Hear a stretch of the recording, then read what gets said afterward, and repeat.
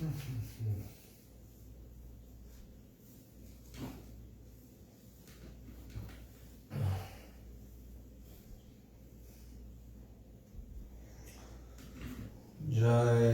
Saparikar Shri Shri Guru Gauranga Gandharvika Giridhari Shri Shri Radha Govinda Ji Ki Jai. Jai Shri Jagannath Baladev Subhadra Sudarshan Chakra Jiv Ki Jai. Giriraj Govardhana Ki Jai. Shri Shri Nitai Gauranga Ki Jai. Shri Nishringa Bhavana Ki Jai. Srila Prabhupada Ki Jai. Srila Gurudev Ki Jai. Sri Rupanuga Guru Varga Ki Jai. Ananta Koti Vaishnava Vrinda Ki Jai. Samagata Gaur Bhakta Vrinda Ki Jai. Nitai Gaur Prema Anandi.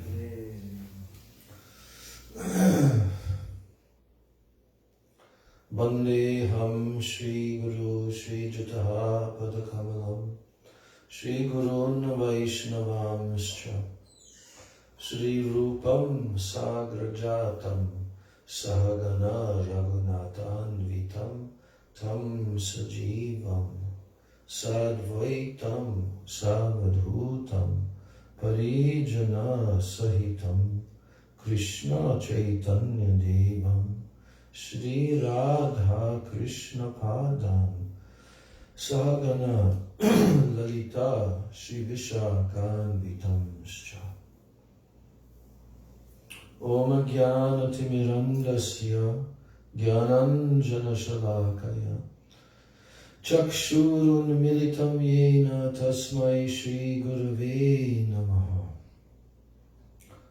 Mukam Karoti Vachalam Pangam Langayate Girim Yat Kripa Tamaham Bande Shri Gurun Dinatadanam Vancha Kalpa Tarubhyascha Kripa Sindhubhya Evacha Patitanam Pavanebhyo Vaishnavebhyo Namo Namaha Namo Mahabhadanyaya Krishna Prema Pradayate Krishnaya Krishna Chaitanya Namani Gaura Tvishe Namaha Nityanandam Namastubhyam Premananda Pradayane Kalo Kalmashanashaya Janava Pataye Namaha. Hey Krishna Karuna Sindho Dina Bandho Jagatpati Gopesha Gopika Kanta Radha Kanta Namostute Tapta Kanchana Gaurangi Radhe Vrindavaneshwari Vrishabhanu Sute Devi Pranamami Hari Priye Vrindai Tulsi Debai Priyai Keshavasya Cha Krishna Bhakti Prade Devi Satyavachai Namo Nama Panchatattvaatmakam Krishnam Bhakta Rupa Swarupakam Bhakta Avataram Bhaktakyam Namami Bhakti Shaktikam Sri Krishna Chaitanya Prabhu Nityananda Shri Advaita Gadadhar Srivas Adi Gaura Bhakta Vrinda Hare Krishna Krishna Krishna Hare Hare Hare Rama Rama Rama Hare Hare Hare Krishna Krishna Krishna Hare Hare Hare Rama Rama Rama Hare Hare. First of all, I'm offering my unlimited Dandavat Pranams and my Shraddha Pushpanjali at the lotus feet of my most worshipable Gurudev, Nitya Lila Pravishta Om Vishnu Pad Paramahansa Ashtatarasata Sri Srila A.C. Bhakti Vedanta Swami Maharaj Srila Prabhupada. And then I'm offering my same unlimited Dandavat Pranams and Shraddha Pushpanjali at the lotus feet of my most worshipable and beloved Siksha Gurudevs. Nitya Lila Pravishta Om Vishnu Pad Paramahansa Ashto Tarasata Sri Srila Bhakti Rakshak Sridhar Goswami Maharaj and Nitya Lila Pravishta Om Vishnu Pad Ashto Tarasata Sri Srila Bhakti Vedanta Narayan Goswami Maharaj. My Dandavat pranams to the lotus feet of all of my Sri Sri Rupa Nuga Guru Varga, and my Dandavat pranams to all the Vaishnavas and all the Vaishnavis.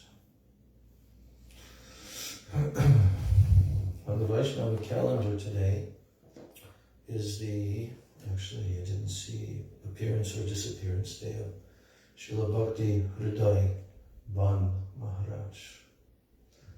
And I remember during this year, each time I read Srila Bharati Maharaj's Katha from the book My Beloved Masters, and came to appreciate Srila Ban Maharaj more by understanding his relationship with Bhaktisiddhanta Saraswati Thakur, his history of coming to the Mat, and how much appreciated he was, what great seva that he did, and how ultimately he was the first to be sent to the West.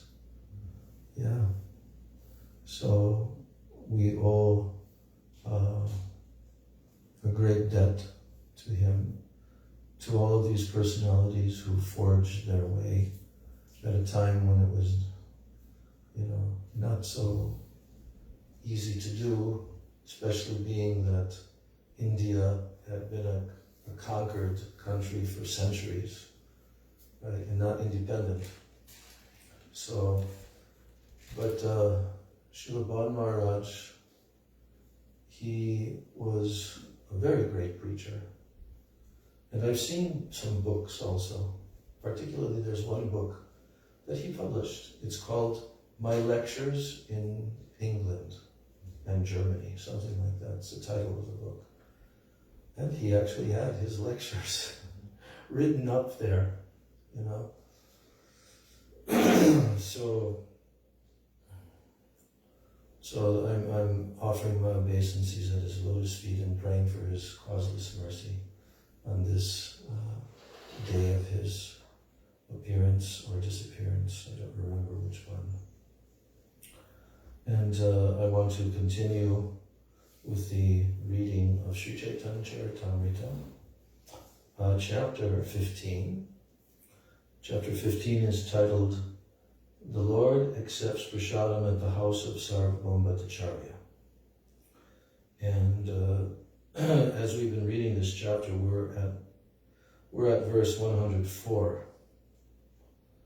And there's been so many different descriptions by Caitanya Mahaprabhu of the glories of his various devotees, his own mother Sachi, and Raghava Pandit, and a number of others. So we've gotten up to the point in this chapter where there were two devotees from one of the villages that came and stayed for 4 months. All these devotees are his parikar, his eternal associates. So they're playing a role in this material world of being mortal beings of this world and living in household life and all that, but their whole heart and soul and life was Gauranga Mahaprabhu. And so when they were leaving to go back, then Ramananda Vasu and Satyaraj Khan, these are the two devotees, they both submitted questions at the lotus feet of Sri Chaitanya Mahaprabhu. Yes. Mahaprabhu before that was telling them that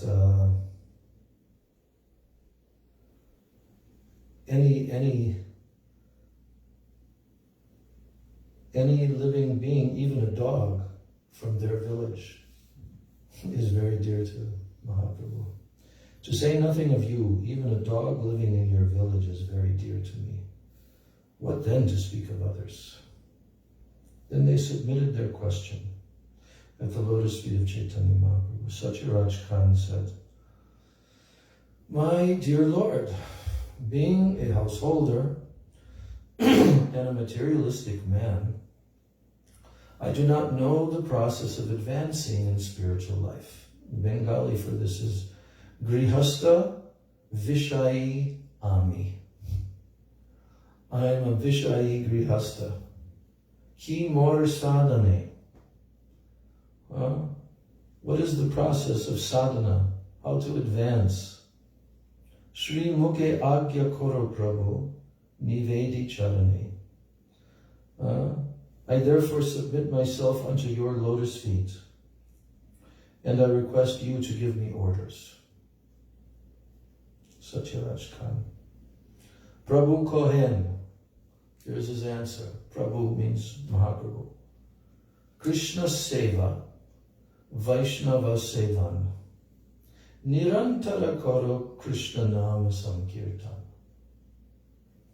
Mahaprabhu replied, without cessation, continue chanting the holy name of Lord Krishna.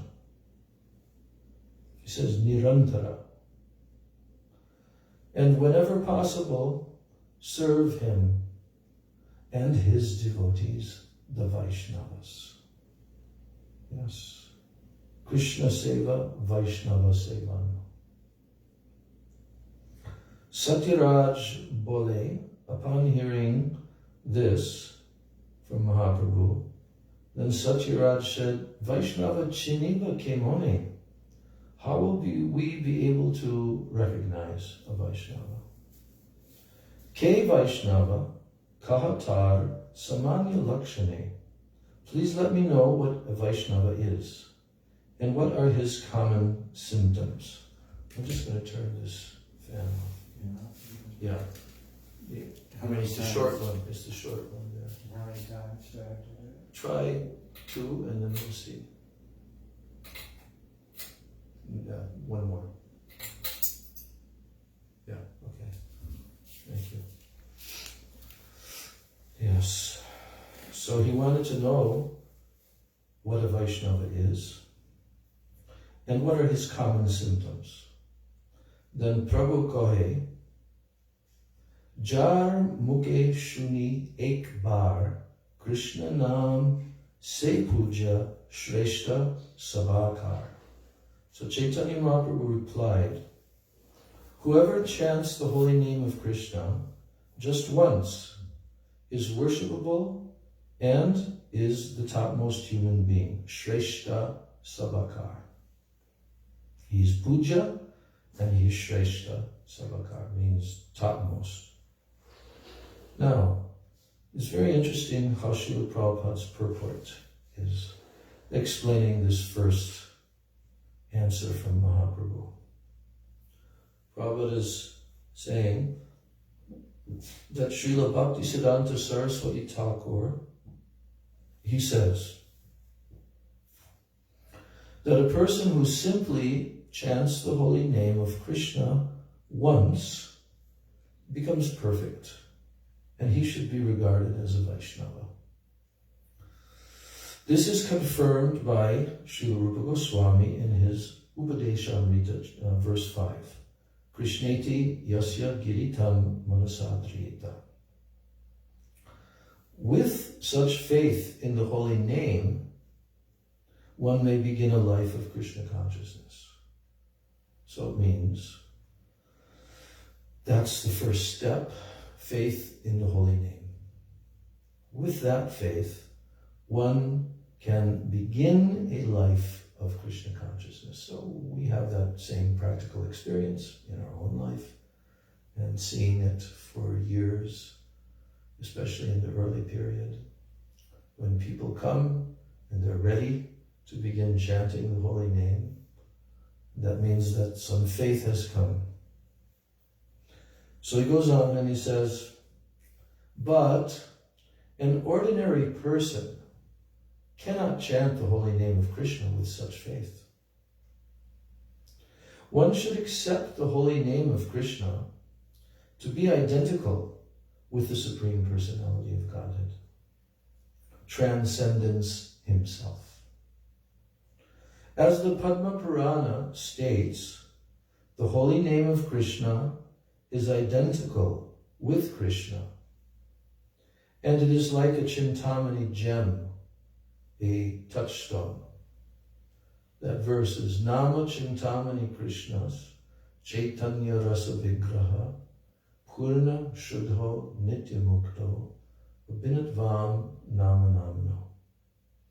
So this is the translation from the Padma Purana verse, that the holy name is identical with Krishna, and it is like a Chintamani gem, a touchstone. That name is Krishna personified in sound, and it is therefore perfectly transcendental and eternally liberated from material contamination. Thus, one should understand that the name Krishna and Krishna himself are identical. Having such faith, one must continue to chant the holy name. When one is situated on the neophyte platform, one cannot understand the devotional ingredients of a pure, unalloyed devotee. I'll read that again. When one is situated on the neophyte platform, then one cannot understand the devotional ingredients, probably also in characteristics, of a pure, unalloyed devotee. From the neophyte platform, cannot understand. That's evident from the verse that's going to be quoted in a few sentences about the definition of a kanishta. Archayam eva hareye pujam yakshradai hade. So, however, when the novice engages in devotional service, especially in deity worship, and follows the order of a bona fide spiritual master, he is a pure devotee. That is a very interesting sentence, what Gurudev is telling, what Prabhupada is telling here, right? Yeah, that means that even the Kanishta can be considered a pure devotee if he expertly follows those principles of deity worship and following spiritual master. Yes, but with faith. That the word faith is mentioned in the definition verse. Pujam ya shraddhaye hate. He has shraddha in archa vigraha, in serving. So, I'm reading this again because when I was reading this on my own, I thought, oh, very interesting how Prabhupada is explaining this, because someone may be thinking, well, what does it mean that one who just chants the name of Krishna, he's a Vaishnava? Because that's what Mahaprabhu's answer is. Who just once, even, ek bar. So now we're going to see how Prabhupada goes into more deep considerations here.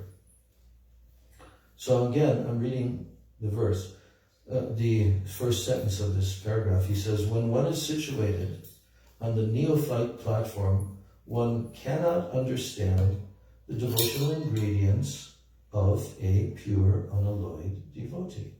However, when the novice engages in devotional service, especially in deity worship, and follows the order of a bona fide spiritual master, he is a pure devotee. It's very interesting how Prabhupada is making this point. What is the criterion here? He follows the order of a bona fide spiritual master. He engages in devotional service, especially in deity worship, right? So, he is a pure devotee. Even if he doesn't understand. But let's not break it down first. Let's hear the whole explanation. He goes on. Anyone can take advantage of hearing about Krishna consciousness from such a devotee, and thus gradually become purified. Now, in the beginning of the paragraph, he's talking about the ingredients of a pure, unalloyed devotee. Okay? So that's who Prabhupada's referring to as being the person that anyone can take advantage of hearing about Krishna consciousness from such a devotee and thus gradually become purified. In other words, any devotee who believes that the holy name of the Lord is identical with the Lord, he is a pure devotee, even though he may be in the neophyte stage. By his association, others may also become Vaishnavas. I was so intrigued by how Prabhupada gave this definition. And of course, this is coming from Bhaktisiddhanta Saraswati Thakur. So, we'll come back. I just want to finish the remainder of this purport.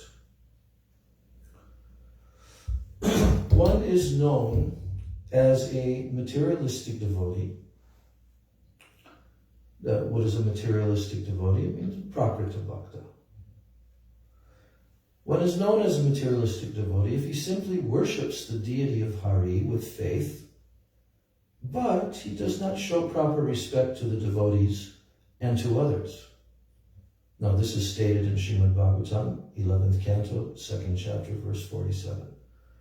This is the definition verse of the neophyte. Archayam eva haraye pujam ya shraddhaye hate na tad bhakteshu chanyeshu sa bhakta prakrita smritaha.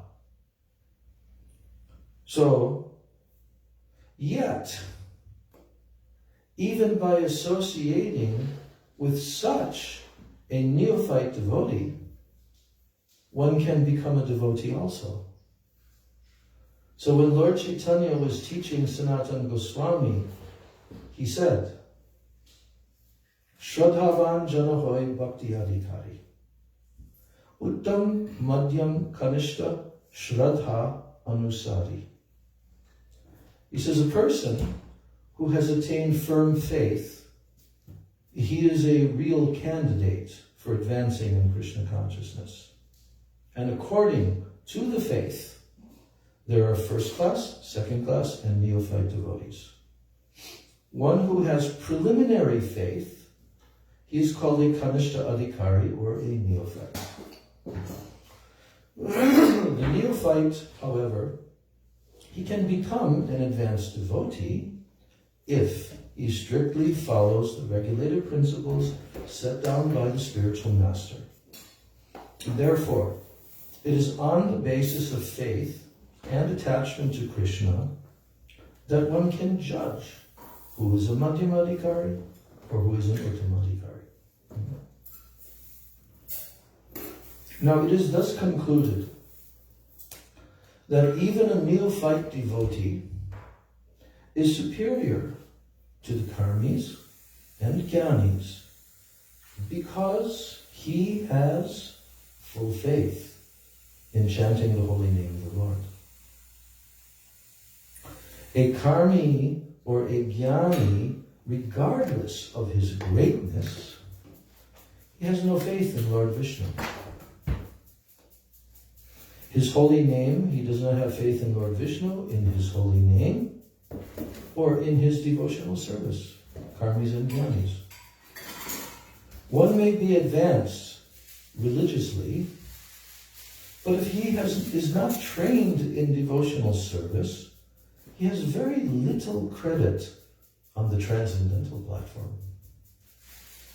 He may be very great, he may be advanced religiously, dharmically, but if he is not trained in devotional service, he has very little credit on the transcendental platform.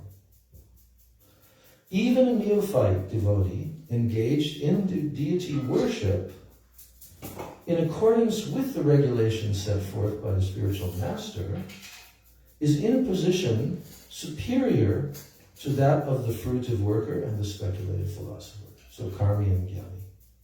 Even a neophyte devotee, because he's engaged in deity worship in accordance with the regulations set forth by the spiritual master. Yes, so we can discuss a little bit up to this point. So this is in exchange for those of you who just came in. Mahaprabhu was being asked a question before the devotees were leaving Jagannath Puri at the end of the 4 months. And Satyaraj Khan and something Vasu. Let me find out again.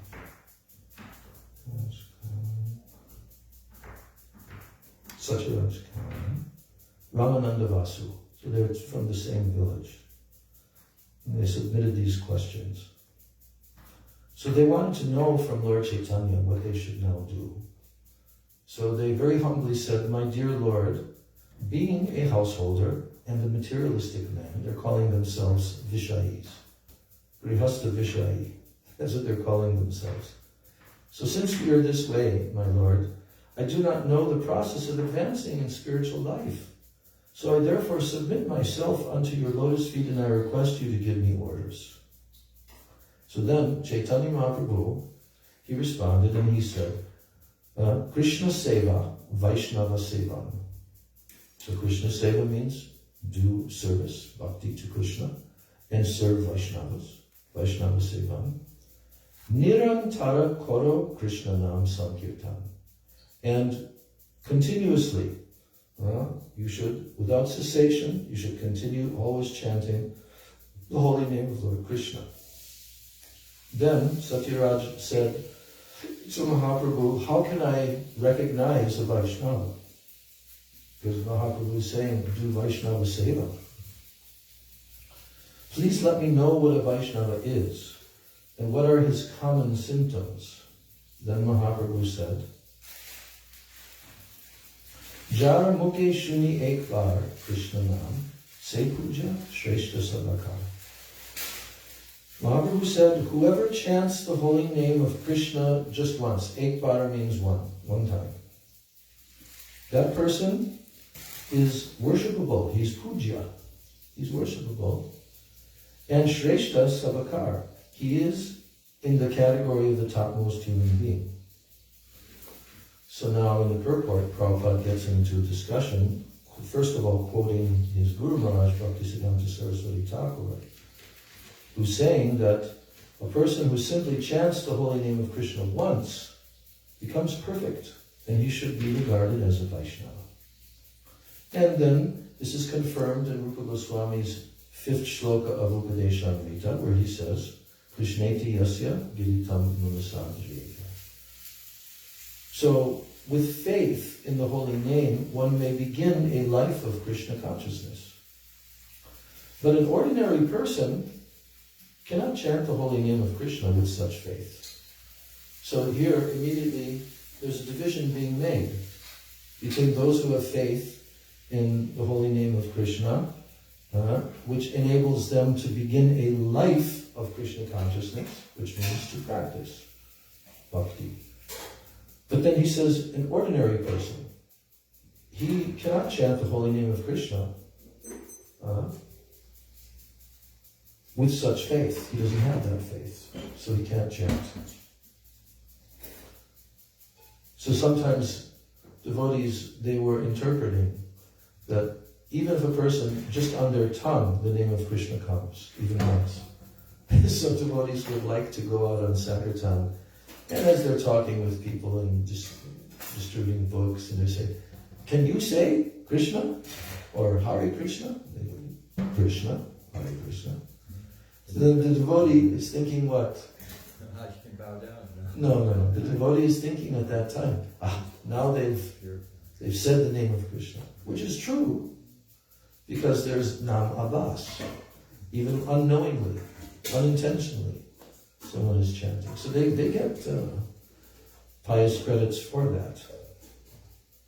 But here, when a person actually has faith, then they become a devotee. If they have faith in chanting the holy name of Krishna, they become a devotee. Otherwise, it's not possible for them. How would it be possible for someone to come, like in the days when we all lived in the temple, got up for Mangal Arati and all of this. Sure, experimentally, anyone can hang out with the devotees and like that, but to actually be a devotee, faith has to come, isn't it? That's a prerequisite. Raj, do you mind explaining a little bit the difference between Namaparad and Namabhas? Because I feel like I get a little confused sometimes how someone knowingly saying Hare Krishna can be Namabhas, but someone like me, I'm chanting and my mind is wandering here and there, and this is Namaparad. But someone on the street, they might say Hare Krishna, and that's Namabhas, but I'm trying very badly, but I'm trying, and still this is not Namabhas, this is Namaparad. I was reading just recently that very point, how in Prabhupada's purport he's explaining that in the neophyte stage, when that neophyte devotee begins making a very concerted effort to chant by avoiding the 10 offenses and so forth, now he's entering into Namabhas stage, you see. That's the serious Namabhas stage, in which a momentary reflection of Shuddhanam can come. It's special mercy endowed by Sri Nam Prabhu. See? So, yes, there are 6 different types, I think 6 or 7, I forget the number, of Namabhas. And one of them is to say it jokingly. One of them is to say it indicating something else, So, truly, it is a fact that the Supreme Lord, in the form of His holy name, has descended to give unlimited mercy to the jivas, so that not only the name directly, but it's even described by Jiva Goswami, it's quoted in one of Prabhupada's purports, how even if the name, the syllables of the name, are mentioned in any person's language, and they're not even the 2 syllables, say for example, ha and ri, hari, right? So even if they're separated by syllables, Krishna is so kind and merciful that He's given them the credit. Okay, they said the holy name. You see? So all these different types of Namabhas are there. But specifically, for the Kanishta, who is chanting Namaparad most of the time, in fact, I asked this question to Gurudev when I first met him, like I was telling the story yesterday. That was one of the questions I asked him, about the difference between Namabhas and Namaparad. And I remember Gurudev quoted, there was a particular line of a verse where it says, it means once in a while there is Namabhas, but Sadai Namaparad. Sadai means most of the time.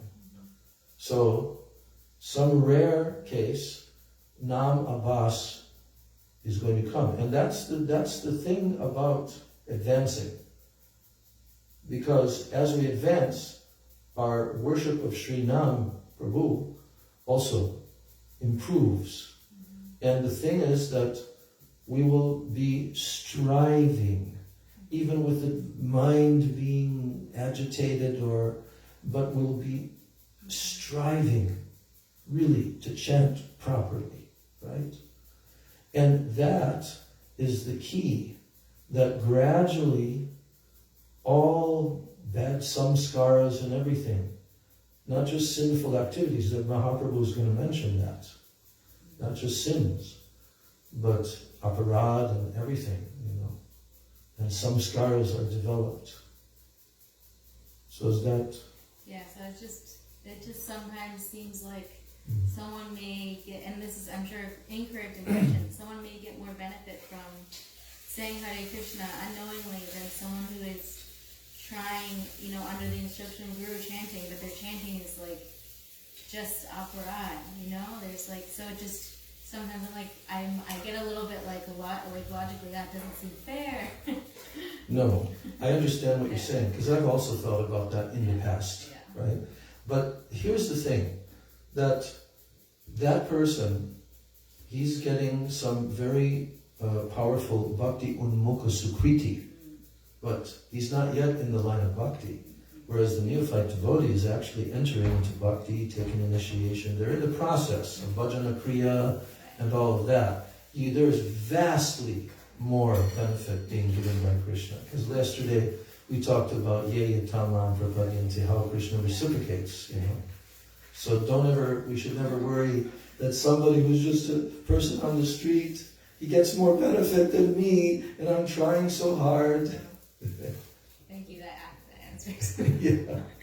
Srila Prabhupada had said that the Indians, because by culture they know better, therefore they get more reactions for their nonsense activities says than you Westerners who don't know. Mm-hmm. And so upon initiation, we're when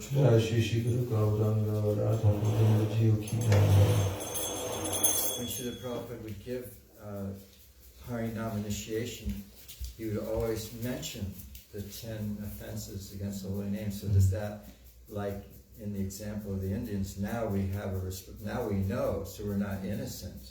So we can't just chant innocently, we have to then, our knowledge makes us more responsible to endeavor to be attentive and not offend the holy name by our, in those various ways. Yeah, responsibility is allotted according to someone's level. Like, the jivas are given some mercy on every level by the Lord. Even if someone is a dog eater, okay?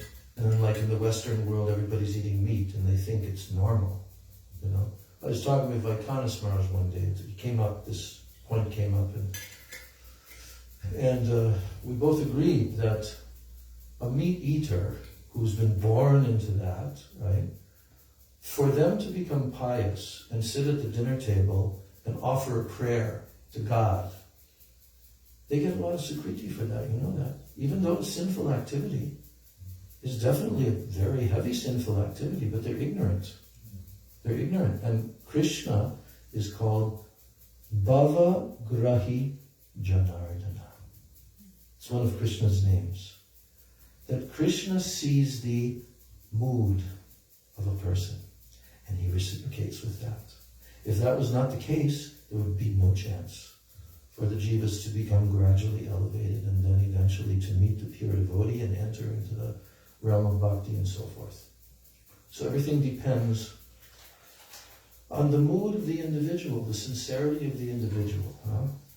But also, like I just said, the responsibility factor is there according to the knowledge. When someone receives proper knowledge, what is right, what is wrong, and so forth, even then, the tendency of that person and the previous samskars are taken into consideration by the Lord when they're not capable to properly follow and so forth. But the Lord, He's in the heart and He knows everything. He knows the intention of the person. And when He sees that here's a devotee, here's a jiva who I've been helping along for many lifetimes, now I've even given this jiva the opportunity to take birth in a devotee family and so forth. But when Krishna sees that jiva is not inclined, you know what I'm saying? That jiva is not inclined. Hare Krishna. Hare Krishna. So when Krishna sees that, okay, then what? Then Krishna, He gives, He may give a concession to someone who does not have sufficient knowledge, or because of their previous lives' karma, even they took birth in a devotee family, but they didn't get very good training. There's all these different factors. But Krishna also sees the sincerity. So that enables that person to get the mercy of the Lord. And Bhaktivinoda Thakur points out that as one's adhikar and qualification increases, then there's more responsibility as well. When we carry that, when we reciprocate with that level of Dharma and our responsibility, we advance. That's how we advance. Yes? I'm sorry to interrupt. No, this is fine. I'm happy you're asking. I was wondering, sometimes Gurudev gives personal instructions that one is not capable of following right away. Yeah. So, like, if you can't follow, like, just for example, Gurudev ordered us to wake up at 4 in the morning and chant a lakh every day, like, personally, and I can't do that. So is that considered disobeying the order of Guru, or can you think of these instructions almost like time capsules, like this is the goal, to be able to follow these instructions of Guru? Not that, I'm disobeying Gurudev by not being able to follow. No, disobeying also means intentionally disobeying, but not having the necessary qualifications, strength, and so forth. And also, like what you're saying, is Guru also knows everything. And he's giving something for you to strive towards. He's doing that with his, like, neophyte devotees who are very, very, their faith is very soft and pliable. Then Sri Guru, I've mentioned this before, they'll be very, very sweet and encouraging and very soft. And, But as a devotee becomes more knowledgeable, then Guru also is requiring more acceptance of responsibility and proper action and the whole thing, And then at that time, he may give certain instructions that even at that point, the devotee is not capable to immediately follow, and he knows that. But he is given a new rung, because that's the whole process of Dharma. And it may take years. It may take years for that devotee to approach there. But the devotee is also feeling a regret. That regret is very essential for advancement. Yes, my Guru has ordered me such and such. I'm a very bad disciple. I didn't follow. I haven't been able to follow yet. Someday I'm hoping in the future I can follow. That mood should be there. When that mood is there, then Sri Guru is giving his mercy. And his forgiveness also. Yes. Okay, so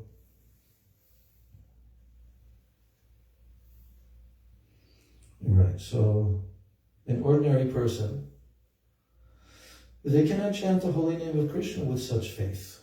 But somebody who does have that faith, they can begin a life of Krishna consciousness. This is what Prabhupada is saying here. With such faith in the holy name, one may begin a life of Krishna consciousness. And we've seen that practically applied in hundreds and thousands of cases. They, by dint of accepting that, okay, yes, this is very good. I will try to chant this mantra. I will try to chant the Hare Krishna mantra. And there's always a positive mood that, yes, I believe that there's some power is here. That faith is also coming from previous life. Somebody that's new to the process in this life, but they've had connection in a previous life. This is the indication that now they have some faith is sprouting and they're able to accept and they're able to begin this life of Krishna consciousness. So then he's stating from the Padma Purana about how the holy name of Krishna is identical with Krishna and is like a Chintamani gem, a touchstone. And that name is Krishna personified in sound and is therefore perfectly transcendental and eternally liberated from material contamination. Purna Shuddho Nitya Mukto. Nitya Mukta means eternally liberated from any connection with matter. Abhinatvam Nama Namano, and is non-different than the person being named. The name and Nam and Nami are identical. So thus, one should understand that the name Krishna and Krishna himself are identical. Having such faith, one must continue to chant the holy name. Then when one is situated on the neophyte platform, at that time, one cannot yet understand the devotional ingredients of a pure, unalloyed devotee. So what Prabhupada is doing is he's explaining this verse, Archayam Eva Hariya. He's about to quote that verse, the definition verse of the neophyte. Because the first half of the verse, it's saying, Archayam means archa, the process of archan, worshipping the deity. Archayam Eva Haraye. That means the deity of Hari, the deity of Krishna. Pujam ya shraddhaye hate. The person who has faith in worshipping the deity. So that's the first two lines. Then the second two lines are saying what they don't have yet. Na tad bhakteshu chanyeshu. There's two words here. Bhakteshu means towards the bhaktas, and anyeshu means towards others. Anyeshu means others, in the general mass of human society. The neophyte devotee yet does not have this ability to determine.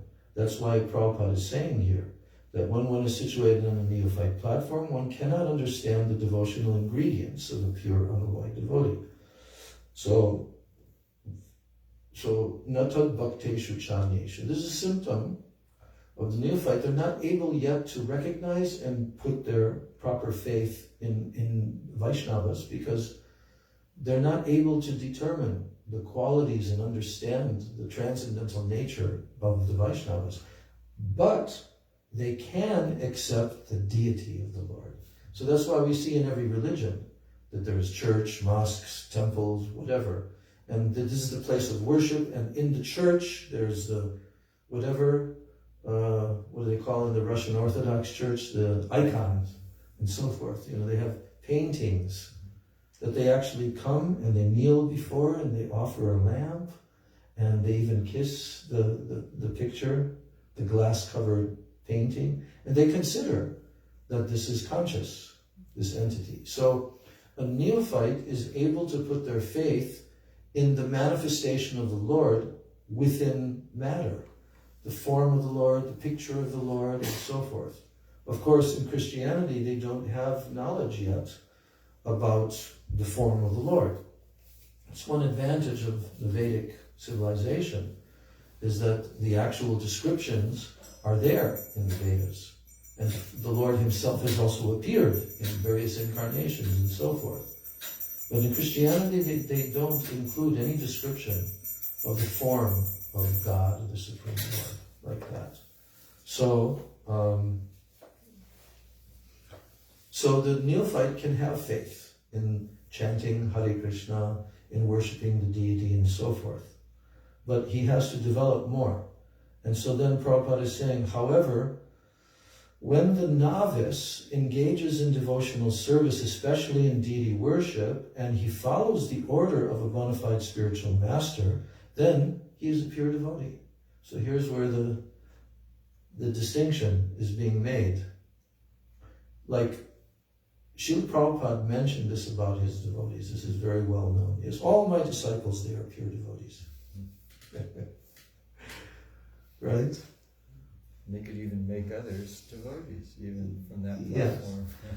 But when he just made like a general statement like that, all my disciples are pure devotees, he's referring to this level, that there's neophytes, but they're following, and they're becoming purified, and they're advancing.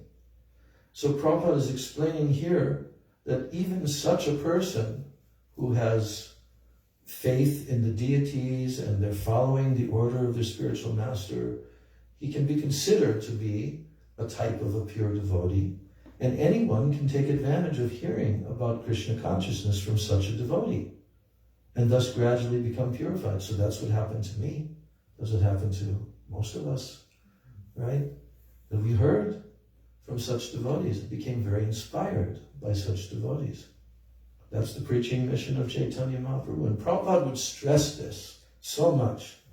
If you simply follow and you repeat what you have heard and understood, then there is potency in that because of the Guru Parampara. So in other words, any devotee who believes that the holy name of the Lord is identical with the Lord is a pure devotee. And even though he may be in the neophyte stage, he's considered a pure devotee. Why? Because he believes, he has faith. The name and the person being named are identical. He may not have fully realized, of course, but some faith, deep faith is there. And he's practicing, and he's also experiencing. So by his association, others may also become Vaishnavas. And then he quotes the verse. One is known as a materialistic devotee. The term is prakrita bhakta. A bhakta, he's a bhakta, but he's a prakrita. He's on the material plane still. So one is known as a materialistic devotee, a prakrita bhakta, if he simply worships the deity of Hari with faith, but he does not show proper respect to the devotees and to others. But yet, even by associating with such a neophyte devotee, one can become a devotee also. When Lord Caitanya was teaching Sanatana Goswami, he taught him that a person who has attained firm faith, he is a real candidate for advancing in Krishna consciousness. Shraddhavan Janahoy Bhakti Adhikari. This is Mahaprabhu's words to Sanatana Goswami. Shraddhavan Janahoy Bhakti Adhikari. That means a person who possesses Shraddha, then he has Bhakti Adhikar. He has Adhikar for entering Bhakti. Then he says, Uttam Madhyam Kanishta Shraddha Anusari.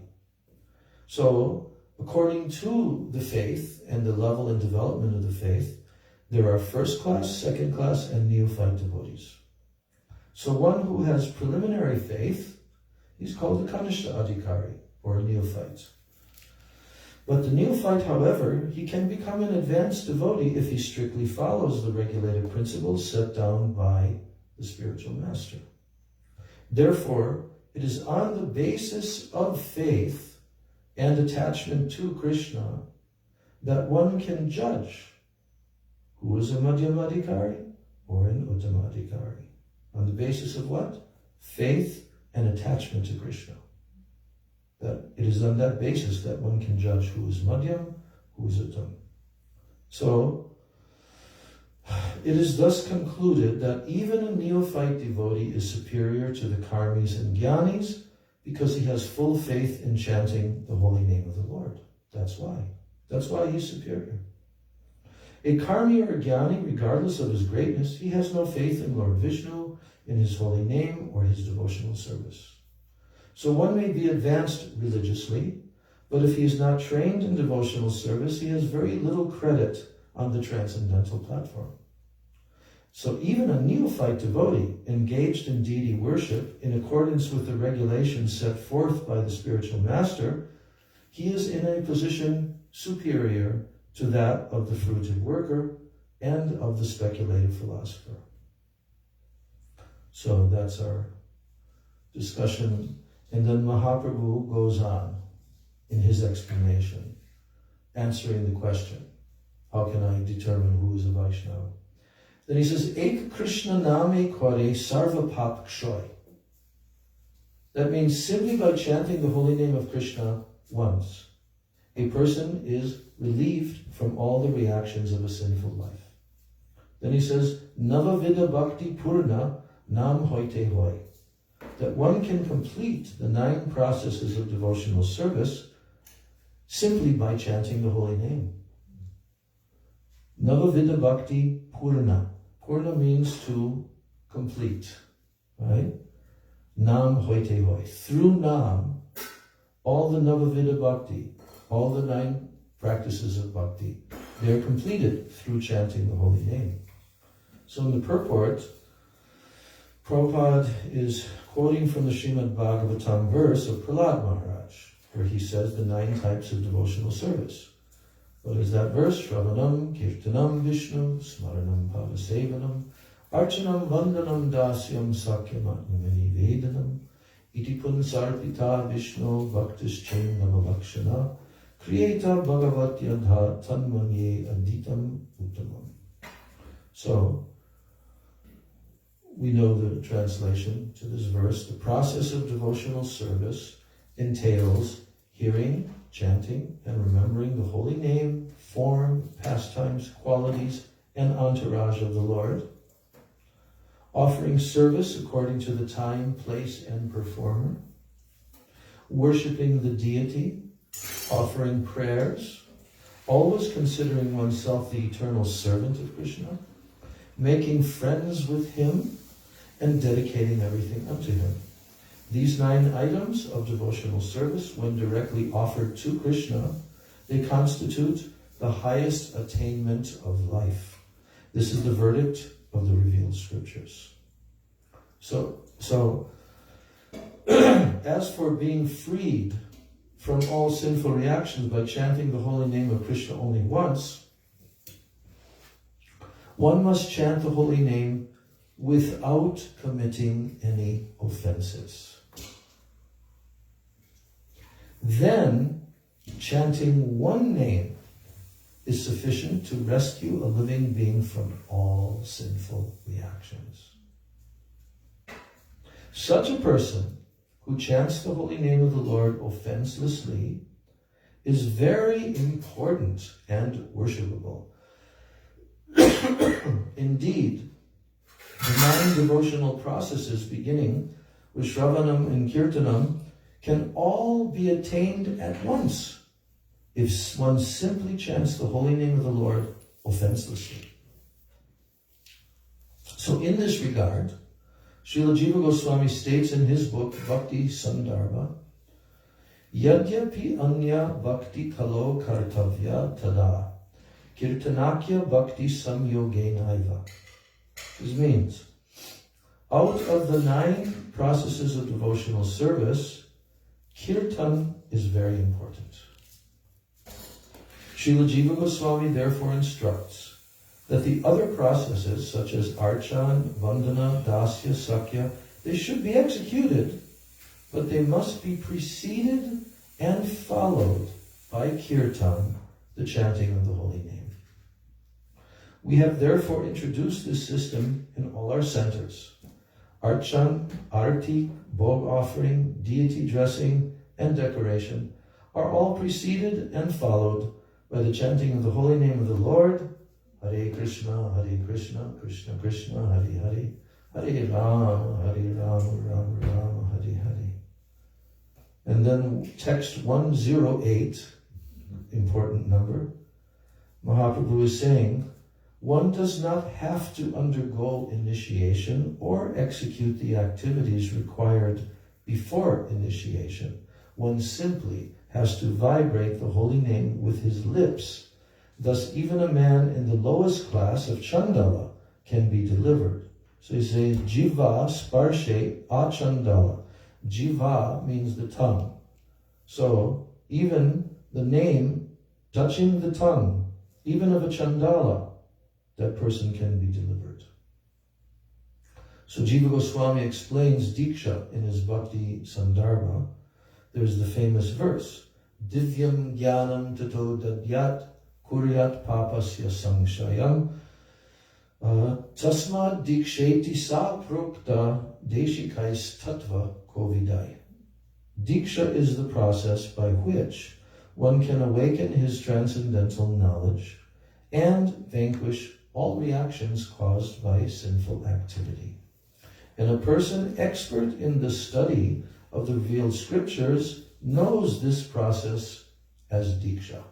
That's where the name comes from. Di and Ksha.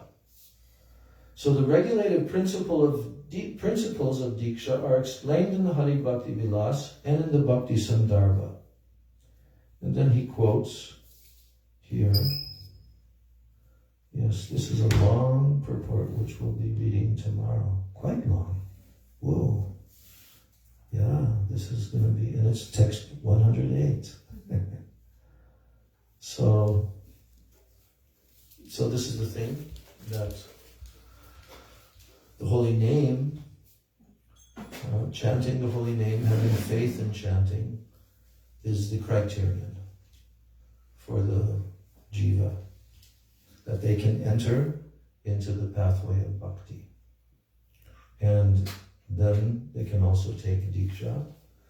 This discussion is there because Mahaprabhu has just said here in the verse that he says, Diksha purascharya vidi apeksha nakare.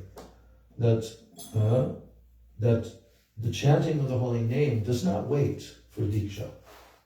One does not have to undergo initiation or execute the activities required before initiation. One simply has to vibrate the holy name with his lips, and thus even a man in the lowest class of Chandala can be delivered.